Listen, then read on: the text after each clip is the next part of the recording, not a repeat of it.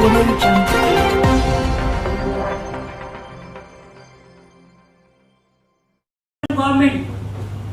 Delhi government के खिलाफ है। हमारा पार्टी के लिए मैं सब पार्टी को अपील करेंगे कि अगर हर पार्टी हम एक साथ में अपोजिशन हो सकता है, दिस इज द मौका है, तो एक बहुत बड़ा मैसेज जाएगा जिसके लिए कि हम बीजेपी को राज्यसभा में हरा सकते हैं, तो ऑर्डिनेंस भी जा सकता है। एक बीजेपी को हराने के लिए 24 से पहले एक बहुत मौका मिल गया। हमारा पार्टी से हम डिसाइड किया है हम एक ऑर्डिनेंस को विरोध करेंगे और हम सुप्रीम कोर्ट का पास हम इसको जस्टिस मांगेंगे। अभी हम अरविंद जी को दे रहा है माइक, अरविंद जी बोलेंगे, इसके बाद वान जी भी है। इसका बाद अगर आपका लोगों का कोई क्वेश्चन है तो जरूर हम लोग कोशिश करेंगे। सबसे पहले मैं दीदी को बहुत बहुत शुक्रिया अदा करना चाहता हूँ।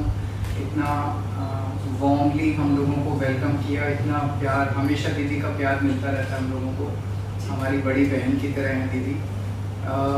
2015 में सरकार बनी थी पहली बार दिल्ली में।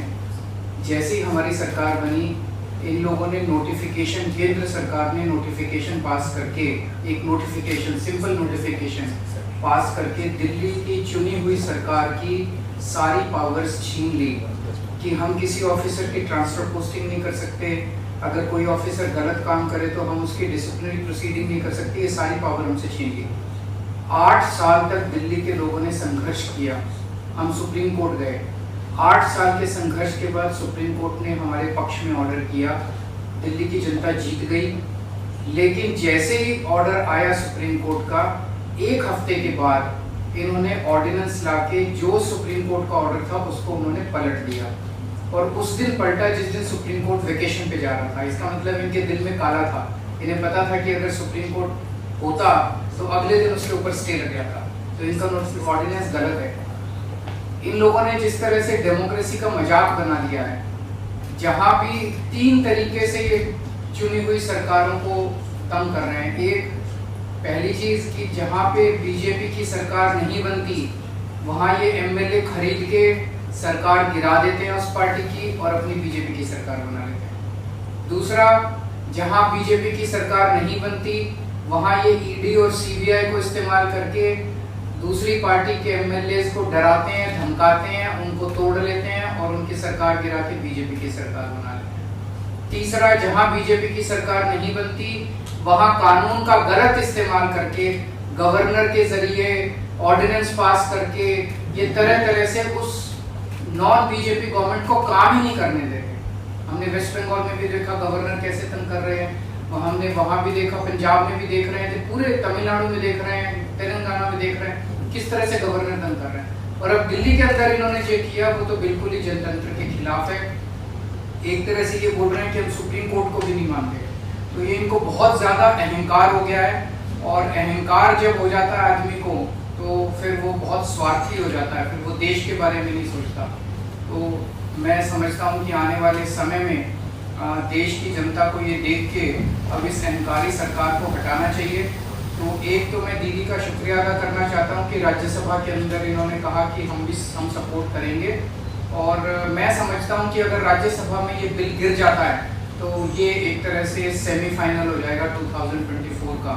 और मैं अब भुवन कुमार जी को रिक्वेस्ट करूँगा। बहुत बहुत धन्यवाद। सबसे पहले ममता दीदी, मैं पहली बार बंगाल में आया हूँ और इतना इन्होंने हमें मान सम्मान दिया और उसके लिए मैं धन्यवाद करता हूँ। आपका नाम तो मान है। जी थैंक यू। और सेंट्रल हॉल में बहुत बार मिलते रहे। लोकसभा में जब मैं था तो बहुत से गलत जो बिल आते थे उनका मिलके तृणमूल कांग्रेस के साथ मिलके हम उसका विरोध करते रहे, वेल में भी जाते रहे और हम बहुत से बिलों को वापस भी करवाते रहे।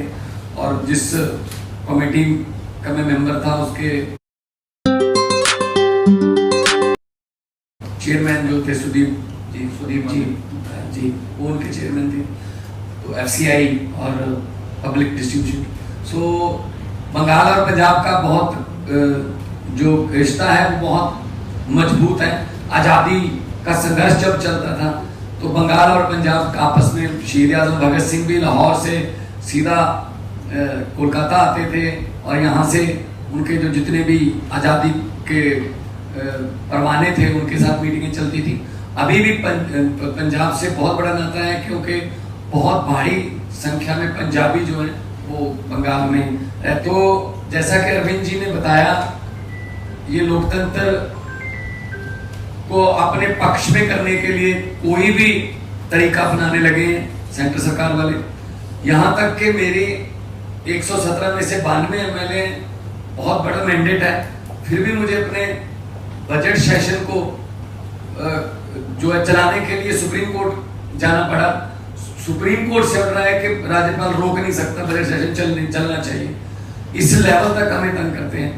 तो अगर दिल्ली में भी तंग करते हैं, अभी स्टालिन जी की हमारे पास चिट्ठी आई कि हमें हमारे बिल नहीं पास हो रहे। केरला के जो चीफ मिनिस्टर उनकी चिट्ठी आई कि पास नहीं होने दे रहे 2-2 साल से जो है वो बिल पड़े हैं गवर्नर हाउस में। तो मैं ये कहना चाहता हूँ आपके सामने, अगर 30-31 गवर्नर और एक प्रधानमंत्री ने देश चलाना है तो करोड़ों अरबों रुपया चुनाव पे क्यों खर्च रहे हैं? 30-31 गवर्नर और एक प्रधानमंत्री चला लें मुल्क को, देश को। फिर लोकतंत्र का अभी बाहर जाके विदेशों में जाके लोकतंत्र का बहुत ढिढोरा पीटते हैं कि देश सबसे बड़ा biggest democracy in the world, लेकिन जब यहाँ आते हैं तो जाके देखते हैं कि किसी को काम नहीं करने देते।